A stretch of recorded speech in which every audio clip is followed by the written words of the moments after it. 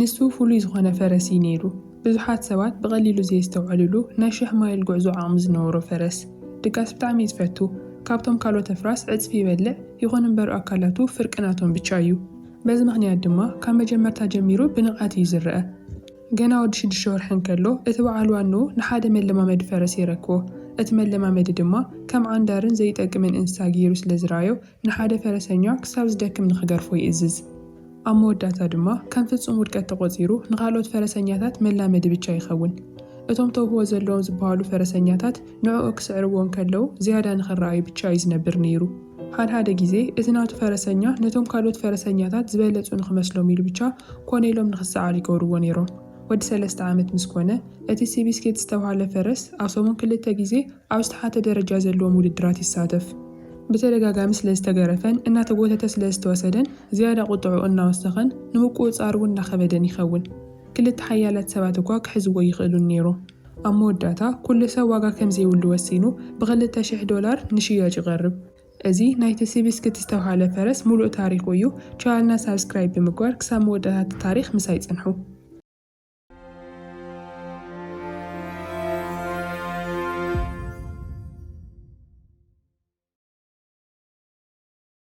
ብድሕሪ እዚ ቶም ዝተባህለ ሰብኣይ ይመጽእ። ንሱ ዕድል ናይቲ ፈረስ ዝቐየረ መለማመዲ ፈረስ እዩ ነይሩ። ቶም ቀደም ኣብ ምዕራብ ኣሜሪካ ፈረሰኛታት እናዞረ ዘላምድ ንፈረሰኛታት ንኽፉት መሬትን ብጣዕሚ ዘፍቅር ሰብ እዩ ነይሩ። እንተኾነ ግን ሳይክላትን መኻይንን ካብ ዝመፁ እንድሓር ናቱ ክእለት ግዜ ከም ዝሓለፎ ገይሩ ይቁፀር። ስርሑ ጥፊኡ ድማ ኣብ ከተማ ኣናእሽተይ ስራሕቲ እናሰርሐ ንምንባር ይግደድ። ሓደ መዓልቲ ኣብ ሓደ መወዳደሪ ፈረስ ኣብ ደገ እንከሎ ሓደ ልቢ ዝሰብር ትርኢት ይዕዘብ። ሓደ እግሩ ዝተሰበረ ፈረስ ክመውት እናበለ እቲ በዓል ዋንኡ ድማ ስቓይ ንምብቃዕ ኢሉ ክትኩሰሉ ይዳሎ ኣሎ። ድሓር እቲ ጠመንጅኡ ቅድሚ ምትኳሱ ግና ቶም ጣልቃ ኣትዩ ደው የብሎ። ነቲ ፈረስ ክገዝኦ ከም ዝደልው ምስ ነገሮ ኣብ መጀመርያ እቲ በዓል ዋና ዝላገፅ ዘሎ ይመሲልዎ ነይሩ። ድሓር ግን $2 ብቻ ይሓቲቱ። ነቲ በዓል ዋና ናይቲ ፈረስ እዚ ቀሊል ስምምዕ እዩ። ምክንያቱ ቀዳማይ ሓደ ጥይት ይቁጥብሎ፣ ካልኣይ ከዓ እቲ ናይ ምቕባር ሓላፍነት እውን ይህልዎን ኣሎ ማለት እዩ። ብኸምዚ ምኽንያት ከዓ እቲ ክመውት ተሓሲቡሉ ዝነበረ ፈረስ ብቶም ይግዛእ። ቶም ዋጋ ንዘይብሉ ዝመስል ሓደ ስንኩል ፈረስ ስለምንታይ ክንዲ ዘይፅዕር ከም ዘሎ ማንም ዝተረድኦ ሰብ ኣይነበረን። ንሱ ግና መዓልታዊ እናተኸናኸኖ እቲ ዝተሰበረ እግሪ እውን መድሓኒት እናለኸዮ ከም እንስሳ ዘይኮነስ ከም ዓርኩ ገይሩ ይርኦ። እዚ ዝገርም ናይቶም ተግባር ናይ ሓደ ቻርለስ ሃዋርድ ዝተባህለ ሃብታም ነጋዳይ ትኹረት ይስሕብ። ቻርለስ ሃዋርድ ኣብቲ ሰዓት እሱ መለማመዲ ፈረስ ዝኸውን ሰብ እናኣለሸ እዩ ነይሩ። ብዛዕባ ቶም ምስ ሰምዐ ከዓ ቻርለስ በታለይቲ እትያ ንዕኡ ክደልዩ ይኸይድ።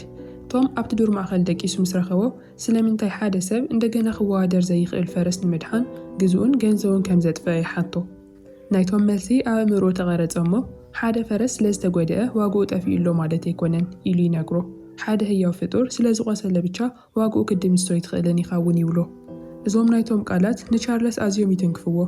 ምክንያቱ ኣብቲ ሰዓት እቲ ናቱ ህይወት እውን ካብቲ ዝተሰበረ ፈረስ ዝተፈለየ ከም ዘይኮነ እዩ ተገንዚቡ። ንድሕሪት ክንምለስ እንከለና ቻርለስ እውን ቀደም ዘይፍለጥ ናይ ብሽክሌታ ሜካኒክ እዩ ነይሩ። ሓደ መዓልቲ ግን በጋጣሚ ሓንቲ መኪና እናፀገነ እንከሎ ኣብቲ እዋን እቲ ዕድል ከም ዘለዎ ተረዲኡ ናብ ናይ መኻይን ንግዲ ክኣቱ ይውስን። ብዕድልን ብንቕሓትን ተደጊፉ ኣብ ምዕራባውያን ሕቡራት መንግስታት ኣሜሪካ መኻይን ካብ ዘእትዉ ቀዳሞት ሰባት ሓደ ይኸውን። እቲ ዓወት እውን ብዙሕ ከይደንጎየ ቀልጢፉ ይመጽእ። ኣዝዩ ሃብታም ይኸውን። ኣሽሓት መሬታት እውን ይዕድግ። እቲ ኣፍራስ ዝቐመጠሉ ዝነበረ ገዝኡ ድማ ብሉፃት መኻይን ይመልእ። ምስ ስድራ ቤቱ ብጣዕሚ ሕጉስ ህይወት ይመርሕ ነይሩ። እንተኾነ ግና ኩሉ ነገር ብሓንቲ ቅፅበት ይቕየር። ሓደ መዓልቲ ቻርለስ ኣብ ስራሕ እንከሎ ወዱ ብምስጢር መኪና ሒዙ ይወፅእ እሞ ናብ ሓደ ገደል ከዓ ይወድቕ። እቲ ዘሕዝን ነገር እቲ ቆልዓ ሽዑ ንሽዑ እዩ ሞይቱ። ቻርለስ ከዓ በዚ ብጣዕሚ ይስተባበር። ንናይ ወዲ ሬሳ ሓቒፉ ካብ ልቡ ይሓዝን። እቲ ካብ ውሽጡ ዝበልዖ ዝነበረ ናይ በደለኝነት ስምዒት ኣመና ከቢድ ይኾኖ። ምክንያቱ እቲ ሓደጋ ንወዱ ብቻ ኣይኮነን ወሲዱሉ ንሙሉእ ህይወቱ ይዕንይዎ። ወዱ፣ ሰበይቱ፣ እቲ ንቕድሚት ናይ ምስጓም ድሌቱ እውን ይጠፍእ። እቲ ናይ መኻይን ንግዲ ዓፅዩ ናብ ሓዘን ይኣቲ። ኣዕርኽቱ ብናይ ኣፍራስ ውድድራት ገይሮም ከዘናግዕዎ ወላ እኳ እንተፈተኑ እቲ ውሽጡ ፀይርዎ ዝነበረ ስቓይ ግና ምንም ነገር ክፍውሰሉ ይከኣልን። ብድሕሪ እዚ ሜሪ ዝተባህለት ሓንቲ ጓል ኣንስተይቲ ናብ ህይወቱ ትመጽእ። ንሳ ለዋህን ርህርህትን ብምንባራ ቀስ ብቐስ ኣብቲ ጸልማት ህይወቱ ብርሃን ትኾኖ። ንሳ ኣብ ህይወቱ ብምህላዋ ድማ ቻርለስ እንደገና ክስሕቕ ይጅምር።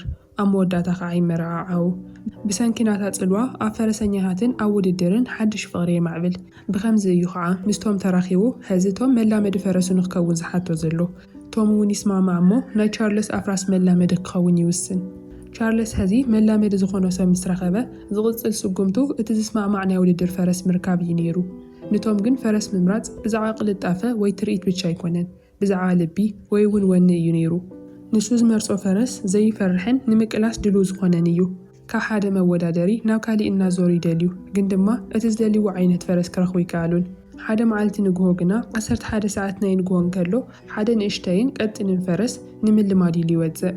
እናሓንከሰ እዩ ዝጓዓዝ ነይሩ። ነፍሲ ወከፍ ስጉምቱ ከዓ ቃልሲ ብዝመስል ብርቱዕ ምስትንፋስ እውን ነይሩዎ። ቶም ናብቲ ዒንቲ ናይ ፈረስ ክጥምት እንከሎ ግና ሓደ ፍሉይ ነገር ይርኢ። ኣብኡ ሓዊ፣ ቁጥዕን ጽኑዕ ናይ ምንባር ድሌትን ነይሩዎ። ናይቲ ፈረስ ኣካሉ ንእሽተይ ወላ እኳ እንተነበረ ግን ድማ ሓያል እዩ ነይሩ፣ ብናይ ሕሉፍ ሕሰን በሰላታት ዝተመልአ። ኣብቲ እዋን እቲ ቶም ነቲ ዝደልዮ ዝነበረ ፈረስ እዚ ምዃኑ ተገንዘበ። ሓቀኛ ናይ 1000 ማይላት ፈረስ እዩ። ሽዑ ንሽዑ ንቻርለስ ንኽገዝኦ ይነግሮ። ቻርለስ ግን ነቲ ውሳነ ክርድኦ ኣይከኣለን። እዚ ፈረስ ዝደኸመን ክትቋዋፀሮ ዘይትኽእልን እዩ ዝመስል ኢሉ እውን ይነግሮ። ልምዲ ዘለዎም ፈረሰኛታት እኳ ብሰንኪ ዓንዳርን ተሪርን ባህሪኡ ናብኡ ክቀርቡ ይደልዩን እዮም። ኣብቲ ሰዓት እቲ ቶም ሓደ ዓብዪ ፈረሰኛ ይምፅእ እሞ ንኽጋልዎ ይነግሮ። እንተኾነ ግን እቲ ፈረሰኛ ዝተባሃለ ሰብኣይ ናብኡ ምስ ቀረበ እቲ ፈረስ ክዳኑ ብምምንዛዕን ብምንካስን የጥቅዖ። ሽዑ እቲ ፈረሰኛ ሰንቢዱ ይሃድም። ነቲ ፈረስ ክሕዞ ዝኽእል ሰብ ስለ ዝተሳነ ቶም ተስፋ ክቆርፅ ይጅምር። ድሕሪኡ ግና ትኹረቱ ናብ ሓደ ካብ ርሑቕ ዝረአ ዝነበረ ሰብ ከዓ የዘንብል። ሓደ መንእሰይ ብዘይ ፍርሒ ምስ 4 ሰባት ኮይኑ ንበይኑ እናተቓለሰ ነይሩ። ቶም ምስ ተዓዘቦ ድሕሪኡ ናብቲ ፈረስ ይምለስ። ኣብ ክልቲኦም ሓደ ዘመሃስል ነገር ይርኢ፣ ዓንዳርን ዘይስበርን ከምኡ እውን ኣብ ውሽጦም ዓሚቕ በሰላታት ከም ዝሓዙ። ኣብቲ ሰዓት እቲ ቶም ምስቲ ፈረስ ክረዳእ ዝኽእል ሰብ ከም ዝረኸበ ይግንዘብ። ስሙ ሬድ ፖላርድ ይበሃል። ቶም ንሬድን ንሲቢስክትን ንፈለማ እዋን ይራኽቦም። እቲ ፈረስ ንሬድ ምስ ረኣዮ ከምቲ ልሙድ ብሓይሊ እናተሰራሰረ ናብኡ ንኸይቐርብ ይዓቢ። ሬድ ግና ድሕሪት ኣይበለን። ብገለ መንገዲ እቲ ፈረስ ሰምዖ ነገር ብትኽክል ዝተረድኦ እዩ ዝመስል። ህዲ ኢሉ ከዓ ቀስ ብቐስ ቀረቦ። ድሕሪኡ ካብ ጅብኡ ፍርቂ ኣፕል የውፅእ እሞ ብትብዓትን ብህዳትን ነቲ ፈረስ ይቕርበሉ። ሽዑ ንሽዑ እቲ መንጎኦም ዝነበረ ወጥሪ ይጠፍእ። ሲቢስክት ርጊ ኢሉ ርእሱ የድንን። ኣብቲ እዋን እቲ ክልተ ዝቆሰሉ ነፍሳት ከም ዝተላለዩ ይኾኑ።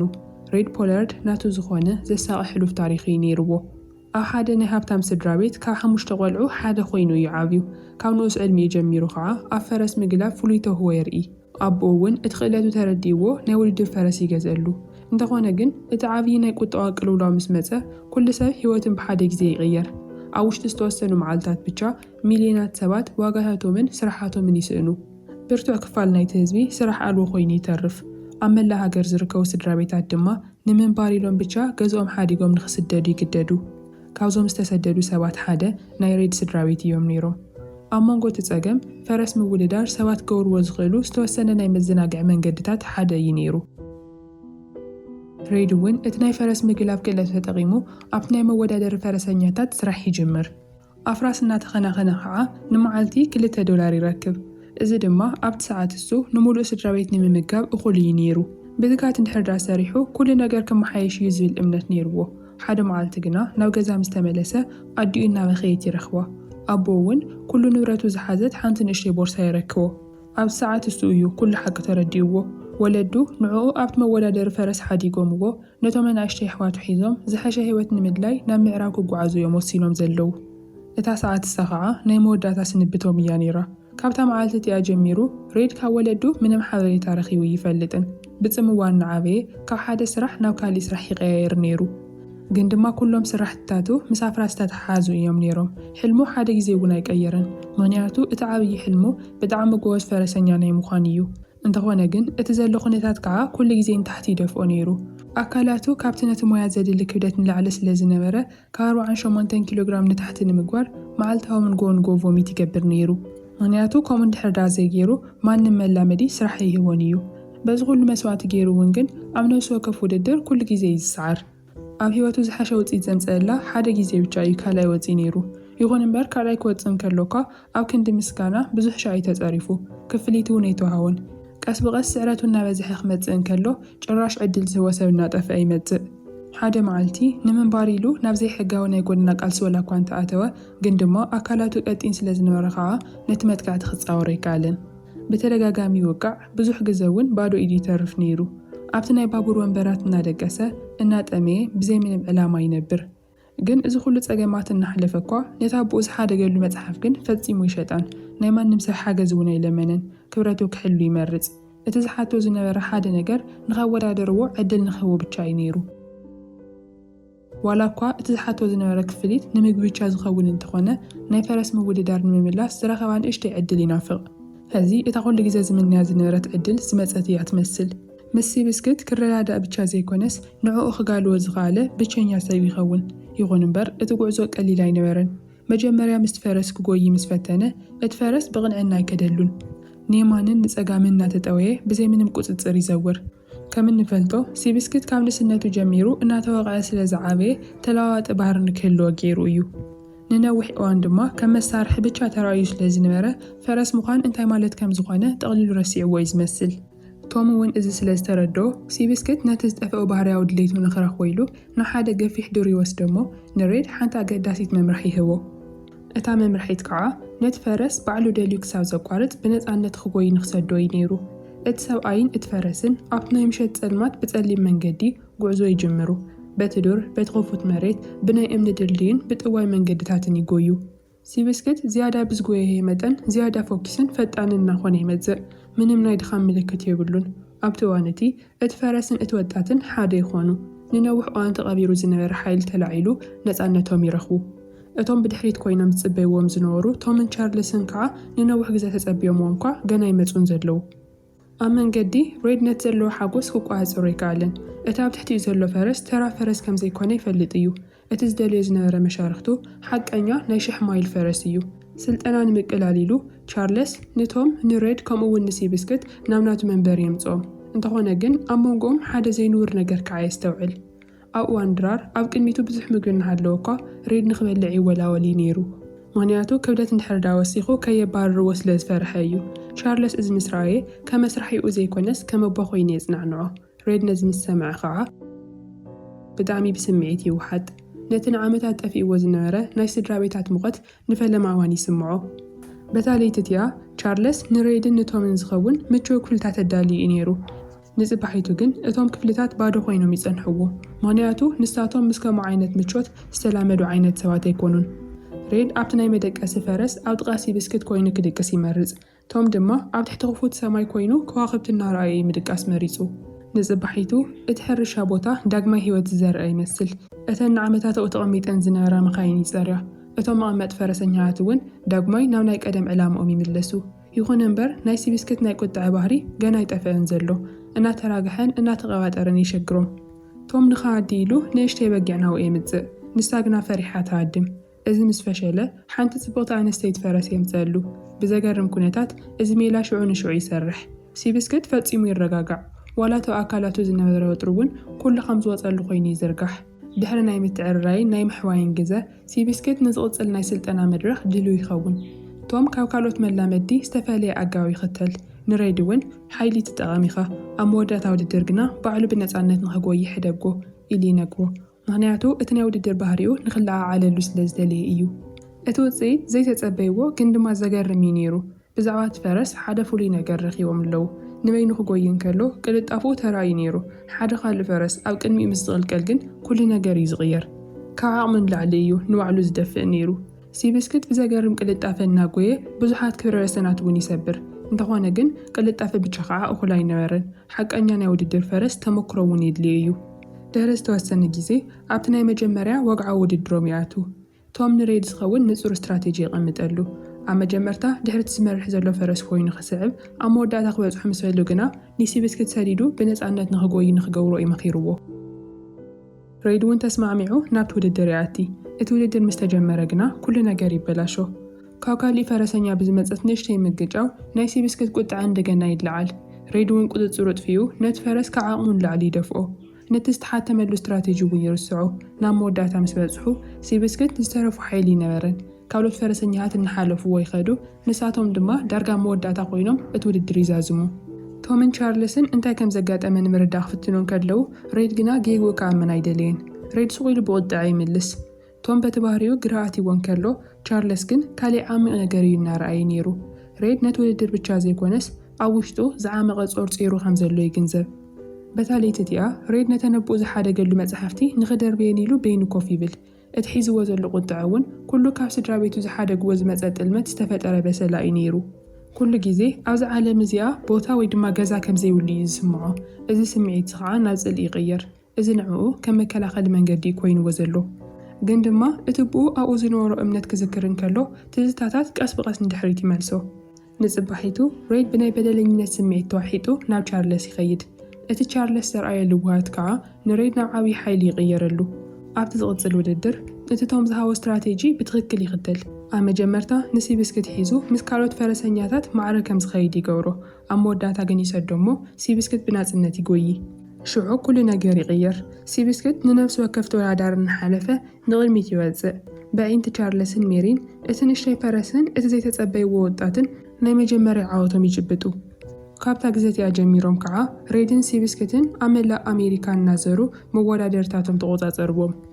እዚ ተራ ናይ ውድድር ታሪክ ብቻ ዘይኮነስ ንሚልዮናት ዝተሸገሩ ሰባት ናይ ተስፋ ምልክት እውን ይኸውን። ናብ ዝኸዱሉ ቦታ ኩሉ ብጣቕዒት ብኣድናቖትን ብጽምብልን ይቕበልዎም ነይሮም። ቻርለስ በቲ ዝበልሐ ናይ ንግዲ ክእለቱ ተጠቒሙ ነቲ ንዓበየ ዝኸይድ ዝነበረ ዝና ንረውሑ የውዕሎ። ቃለ ምሕትት ህዝባዊ ምርኢታት የዳሉ። ነቲ ናይ ሲብስክት መሪሕ ሕሩፍ ታሪክ ድማ ሰባት ከኣምንሉ ዝኽእሉ ዘተባብዕ ታሪክ ይገብሮ። ዋላ እኳ ናይቲ ፈረስ ምስሊ ዘለዎም ኣናእሽተይ መዘኻኸሪ ወረቐታት እውን እናሰርሐ ዓብዪ መኽሰብ ዘምጽእ ናይ ሓጎስ ማዕበል ይፈጥር። ቶም ግና በዚ ኩሉ ሕጉስ ኣይነበረን። ንዕኡ ሲብስክት ንህዝቢ ዝሽየጥ ምልክት ዘይኮነስ ክብሪ ዝግብኦ ተቐላሳ እዩ ነይሩ። ዓብዪ ትዕቢትን ምቾትን ናብ ካሊእ ውድቀት ከምርሕ ከም ዝኽእል እዩ ዝኣምን። ቶም ሓሳቡ ንምርዳእ ኢሉ ዋር ኣድሚራል ብዛዕባ ዝተባሃለ ካብ ምብራቕ ዝመፀ ሓደ ሓያል ፈረስ ዝሓዘ ጋዜጣ ንቻርለስ የርእዮ። እቲ ፈረስ ነዊሕ ንጹህ ዓሌት ዘለዎ ከምኡውን ኣብ ዓበይቲ ውድድራት ተሳዒሩ ዘይፈልጥ ፈረስ እዩ ነይሩ። መራኸብቲ ብዙሓን ፍጹም ፈረስ ይብልዎ። ቻርለስ ነዚ ምስ ረኣየ ስቕ ይብል እሞ ምቾት ንዘለኣለም ከም ዘይቕጽል ተገንዘበ። ሓቀኛ ዓወት ናይቶም ዝኾነ ይኹን ሓደጋ እናሃለወ ዝያዳ ንምድያብ ድልዋት ዝኾኑ ሰባት ብቻ እዩ ኢሉ ከዓ ይኣምን። ንጽባሒቱ ቻርለስ ሓደ ተባዕ ስጉምቲ ይወስድ። ብሬድዮ ቢሉ ንዋር ኣድሚራል ግልጽ ናይ ውድድር ሕቶ የቕርበሉ። እቲ ምልክታ ንሙሉእ ሃገር የነቓንቆ። እዚ ኣብ መንጎ ክልተ ፈረሰኛታት ዝግበር ውድድር ብቻ ኣይኮነን ነይሩ፣ ኣብ መንጎ ምብራቕን ምዕራብን ዝተፈጠረ ናይ ክብሪ ግጭት እዩ። እንተኾነ ግን እቲ ናይ ዋር ኣድሚራል በዓል ዋና ነቲ ሕቶ ሽዑ ንሽዑ ይነጽጎ። ንቻርለስን ጋንቱ እውን ብጣዕሚ ይነዕቆም። ንሲብስክት ምስቶም ብሉፅ ዓሌት ዘለዎም ክወዳደር ዘይበግዕ ንእሽተይ ፈረስ ገይሩ ይርዮ። ይኹን እምበር ቻርለስ ግን ተስፋ ዝቆርጽ ሰብ ኣይነበረን። ሽዑ እዋን ዝለዓለ ዝተባሃለ ናይ $100,000 ሽልማት ዘለዎ ውድድር የዳሉ። ኮይኑ ግን ናይ ዋር ኣድሚራል ወገን ሕዚ እውን ተገዳስነት የርእዩን። ንሳቶም ብጣዕሚ ሃፋትም ስለ ዝኾኑ ንሰባት ንኸረጋግጹ ኢሎም ዝገብርዎ ነገር የለን። ሕዚ ቻርለስ ዝተረድኦ ነገር እቲ ውድድር እንድሕር ክግበር ደልዮም ክሰርሕሉ ከም ዘለዎም ተገንዚቡ። ሲብስክት ንኹሎም ካብ ምብራቕ ዝመፁ ብሉፃት ፈረሰኛታት እንድሕር ስዒርዎም ዋር ኣድሚራል ነቲ ውድድር ካብ ምቕባል ወፃኢ ካሊእ መማረፂ ክህልዎን እዩ። ቅድሚ እቲ ዝቕጽል ውድድር ከዓ ቶም ተጠንቂቑ ሓደ ስትራቴጂ የዳሉ። ኩሉ ከምቲ ዝተሓሰበ እንተኸይዱ ዓወቶም ኣብ ቀረባ እያ ነይራ። እንተኾነ ግን ኣብ ማእኸል እቲ ውድድር ሓንቲ ንእሽተይ ጌጋ ንኹሉ ነገር ትቕይሮ። ኣብ መወዳእታ ክበጽሑ ከለዉ ሬድ ብጣዕሚ ይተኣማመን እሞ ጥንቃቐኡ እውን የውርድ። ካልእ ፈረስ ካብ ድሕሪት ይቐርቦም ከም ዘሎ ግና ኣየስተውዓለይ ነይሩ። ምስ ዝተውዓለ ከዓ ብጣዕሚ ደንጉይ እዩ ነይሩ። ብሓንቲ ስጉምቲ ብቻ እቲ ካብ ድሕሪት ዝመፀ ፈረስ የሸንፎም። ቶም ብጣዕሚ ተናዲዱ ሬድ እንታይ ይኸውን ከም ዝነበረ ከመይ ገይሩ ከም ዘይረኣየ ክርድኦ ኣይከኣለን። ድሕሪኡ እቲ ሓቂ ይወፅእ እሞ ንኹሉ ሰብ የደንቆ። ሬድ ብሓንቲ ዓይኑ ዕውር ስለ ዝኾነ ብዝግባእ ክርኢ ከም ዘይኽእል ይገልጽ። ቀደም ኣብቲ ናይ ጎደና ቃልሲ ብዘጋጠሞ ከቢድ ጉድኣት እዩ ሓንቲ ዓይኑ ጠፊኡ። ቶም ነዚ ምስ ሰምዐ ኣብ ክንዲ ድንጋጸ ምርኣይ እዚ ምስጢር ዘተሓቢኡ ብምጽንሑ ተጠሊሙ ከም ዘሎ ተሰሚዕዎ ብቁጣዕ ይምልሰሉ። ቻርለስ ግን ጣልቃ ያት እሞ ነቲ ቶም ባዕሉ ሓደ እዋን ዝኣምነሉ ዝነበረ ነገር የዘኻኽሮ። ሓደ ሰብ ስለ ዝቆሰለ ብቻ ዋግኡ ይጠፍእን እዩ። እዚ ዘረባ እዚ ንቶም ኣዝዩ ይትንክፎ። ብዛዕባ ኩሉ ነገር እንደገና ንክሓስብ እውን የገድዶ። ንጽባሒቱ ኣብ መላእ ሃገር ዝርከባ ጋዜጣታት ኣንጻር ሬድ ይለዓላ። ፎኪስ ሓንቲ ዓይኑ እናበሉ እውን የላግጹሉ። ቻርለስ ግን እዚ ነገር እዚ ንሬድ ንኽገልጾ ይፈቐደን። ጋዜጣዊ መግለፂ እናሃበ ሬድ ዝኾነ ይኹን ብዘየገድስ ናይ ሲብስክት ጋላቢ ኮይኑ ከም ዝቕጽል ብወግዒ ይፍልጥ። ተወዳደርቶም ናብኦም ተዘይመጺኦም እኳ ንሶም ባዕሎም ናብ ምብራቕ ከይዶም ፈተና ከም ዝቕበሉ እውን ይፍልጥ። ብኸምዚ ድማ 3 ሰባትን ሓደ ፈረስን ናብ ዓበይቲ ከተማታት ምብራቕ ኣሜሪካ ጉዕዞ ጀመሩ። ናብ ዝኸዱሉ ቦታ ኩሉ ቻርለስ ኣብ ቅድሚ ህዝቢ ደው ኢሉን ብስምዒትን ብቁርፀኝነትን ይዛረብ ነይሩ። ነቲ ታሪኾም ድማ ሰባት ከኣምንሉ ዝኽእሉ ነገር ገበሮ። ኣብቲ ዓብዪ ናይ ቁጠባ ቅልውላው መላእ ሃገር ተስፋ ዝቆረፁ ሰባት ተመሊኡ ዝነበረሉ ግዜ ታሪክ ሬድን ሲብስክትን ግን ካብ ውድድር ንላዕሊ ይኸውን ንተራ ሰባት ናይ እምነት ምልክት ይኸውን እቲ ምንቅስቓስ ንዓዘዘ ስለ ዝኸደ እዚ ብዛዕባ ክልተ ፈረሰኛታት ብቻ ኣይኮነን ኣብ መንጎ እቲ ዝቃለስ ዘሎ ህዝብን እቶም ሓያላት ሃብታማትን ዝግበር ውግእ እዩ ዝመስል ግዜ እናሓለፈ ክከይድን ከሎ ብሰንኪ እቲ ብርቱዕ ህዝባዊ ፃውጢ ናይ ዋር ኣድሚራል በዓል ዋና ነቲ ፈተና ካብ ምቕባል ወፃኢ ካሊእ መማረፂ ይነበሮን ኣብቲ ውድድር ክሳተፍ እየ ግን ድማ ኢሉ ቅድሚ ኩነታት ይቕምጥ እቲ ውድድር ኣብ ምብራቕ ኣብ ዝርከብ ንቡር መወዳደሪ ክኸውን ይለዎ መጀመርታ ናይቲ ውድድር ብደወል እምበር ብማዕፆ ክኸውን የብሉን እቲ ውድድር ድማ ኣብ ናይ ዋር ኣድሚራል ዓዲ ክኸውን ኣለዎ ዝብሉ እዮም ነይሮም ቻርልስ እውን ብዘይ ምንም ውልውል በቲ ሓሳብ ይስማማዕ ሽዑ እቲ ውድድር ንድሕሪ 2 ሰሙን ንኽግበር ይምደብ ንምድላው ኢሎም ከዓ ብምስጢር ንዋር ኣድሚራል ኣብ ናይ እዋን ስልጠና ከይዶም የጽንዕዎ እቲ ዝረኣይዎ ነገር ግን ብጣዕሚ መደነቒ ነይሩ እቲ ዝውረየሉ ዘሎ ፈረስ ብጣዕሚ ነዊሕ ሓያልን ኣዝዩ ፈጣንን እዩ ቶም እቲ ንቡር ስትራቴጂኦም ኣብዚ ግዜ እዚ ከም ዘይሰርሕ ተገንዚቡ ካልእ ስትራቴጂ ከውፅእ ይሓስብ ምክንያቱ ሲብስክት ኣብ መጀመርያ ድሕሪት እንተተሪፉ ነዚ ፈረስ እዚ ንምርካብ ዕድል ከም ዘይልዎ ተረዲዩ እዩ ንዚ እውን እዩ ኩሉ ዝቐየሮ ሓደ ደወል ገዚኦም ኣብ ፀጥ ዝበለ ከባቢ ብለይቲ ስልጠና ይጅምሩ ካብ ሽዑ ንድሓር ሲብስክት መዓልቲ እናዕረፈ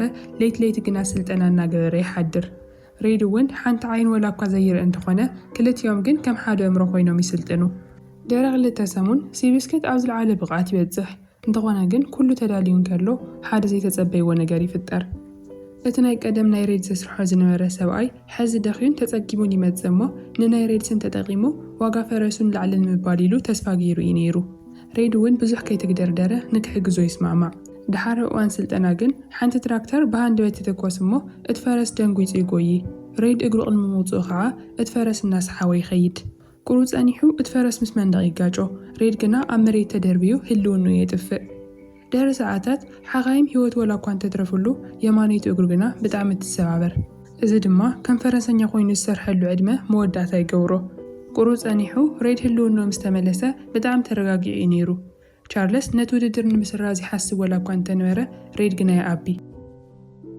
እቲ ውድድር ንዕኡ ብዛዕባ ባዕሉ ብቻ ኣይኮነን ነይሩ ናይ ሲብስክት ናይ ቶምን ናይ ኩሎም ክሳብ ዝመፁ ሰባትን እዩ ነይሩ ድሕሪ 3 መዓልቲ ንሓደ ናይ ቀደም ዓርኩ ጸዊዑ ኣብ ናቱ ቦታ ንኽወዳደር ይረክቦ ብዛዕባ ሲብስክት ዝፈልጦ ኩሉ ብፍላይ ድማ እቲ ኣገዳሲ ስትራቴጂ እውን ይነግሮ ኣብ መወዳእታ እታ ውድድር ዝግበረላ መዓልቲ ትበፅሕ ካብ ንግሆ ጀሚሩ እቲ መወዳደሪ ብሰባት ተመሊኡ እዩ ነይሩ መኻይን መንገዲ ዓፂኑ ኣለዋ ኣብ መላእ ሃገር ፋብሪካታት ቀልጢፈን ይዕፀዋ ሰራሕተኛታት ነቲ ፈነወ ንኽሰምዑ ማለት እዩ ብዓሰርተታት ሚልዮናት ዝቑፀሩ ሰባት ብሬድዮ ይከታተልዎ ኣለዉ ሲብስክት ከምቲ ዓዋት ገይሩ ይተገመተን ዘሎ እንተኾነ ግን ካብቲ መወዳደሪ ወፃኢ ናይ ተራ ሰባት ድምፂ ካብ ዝኾነ ግዜ ንላዕሊ ዓብዩ ይስማዕ ነይሩ እዚ ውድድር ጥራይ ኣይነበረን መላእ ሃገር ተስፋ ኣብ ሓደ ፈረስ ዘንበረትሉ እዋን ዳኣ እምበር ውድድር ቅድሚ ምጅማሩ ቶም ሓደ ኣገዳሲ ስጉምቲ ይወስድ ነቲ ናይ መጀመሪ ደወል በቲ ሲብስክት ዝለመዱ ዓይነት ደወል ገይሩ ይቕይሮ እቲ ደወል ምስ ተደወለ ከዓ ሲብስክት ብቕፅበት ናብ ቅድሚት ይወፅእ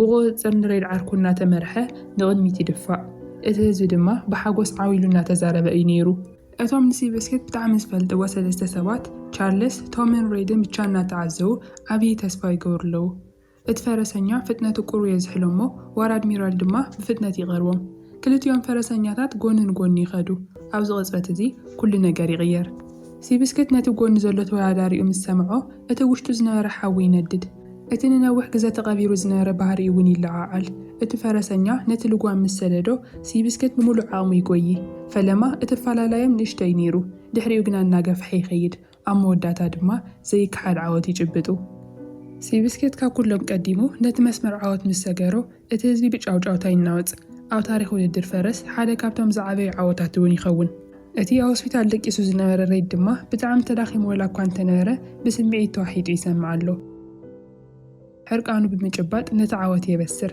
እንተኾነ ግን ኣብ ውሽጡ ከዓ ዝኾነ ዝጎደሎ ነገር ከም ዘሎ ይስምዖ እዚ ሰዓት እዚ ምስ ሲብስክት ኮይኑ ክካፈሎ ዝነበረ ሰዓት ምዃኑ እውን ይፈልጥ እዩ ድሕሪ ታሪኻዊ ውድድር ሬድ ንኽሓዊሉ ናብቲ ሜዳ ይምለስ ሲብስክት ድማ ውድድሩ ይቕፅል ይኹን እምበር ኣብ ሓደ ካብቶም ውድድራት ሲብስክት ከቢድ ሓደጋ ይጋጥሞ ኣብ የማነይቲ እግሩ ዓፅሙ ይስበር ሓኻይም ነቲ ስቃይ ንምብቃዕ ክቐትልዎ ሓሳብ የቕርቡ ቻርልስ ግን ብዘይ ምንም ውልውል ይኣቢ እሞ ንክሕክሞ ኢሉ ናብ ገዝኡ የምፅኦ ሬድ ነቲ ናይ ቀደም መሻርክቱ ምስ ረኣዮ ብሓንቲ እግሩ እናተመጣጠነ ብሓገዝ ምርኩስ እውን ናብኡ ይቐርብ ካብዚ እቶም ዝስዑ መዓልታት ብጣዕሚ ፀጥ ዝበሉ ይኾኑ ሬድ ምስቲ ዝተጎደ እግሩ ነሲ ብስክት ንኽሓዊ መዓልታዊ ብህድኣት የላምዶ ነይሩ።